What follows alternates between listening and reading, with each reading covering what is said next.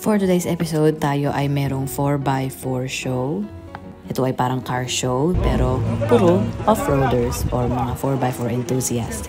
So, ayan, ngayon ay public holiday dito sa Australia, April 25. At ayun ay perfect opportunity na rin para mag-gather together at mag-catch up yung ating mga ka-4x4 enthusiasts. At ayun, kung makikita nyo naman, ang ganda ng mga sasakyan nila, di ba?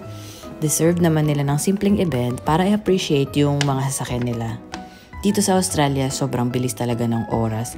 Bawat oras mahalaga. Halos lahat busy sa trabaho kaya maganda rin kahit minsan magkaroon ng gantong experience. O ayan, kung makikita nyo, yung mga judge natin talaga namang busy. At pagkatapos ng mabusising observation and brainstorming, ito na nga ang susunod ay awarding na. Para sa akin, deserve nila lahat yan dahil alam naman natin na pinaghirapan nila lahat yung mga sasakyan nila, kaya okay lang na i-appreciate yan. Executive Vice, anong pinaka-the best doon? Kaya nag-champion?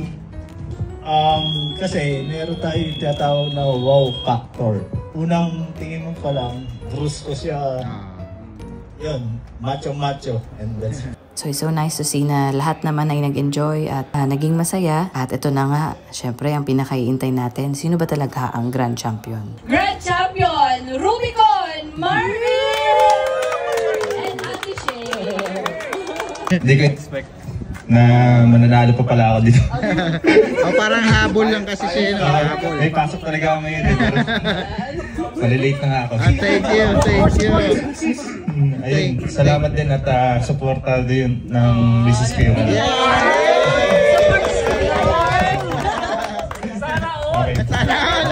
Okay, mga misi, support nyo na rin si Mr. kung kaya nyo. Congratulations po Marvin and Shay.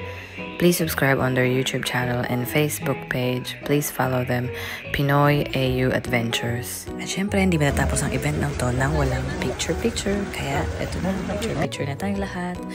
For more, follow us and subscribe on our YouTube channel, Me Chart Wonders.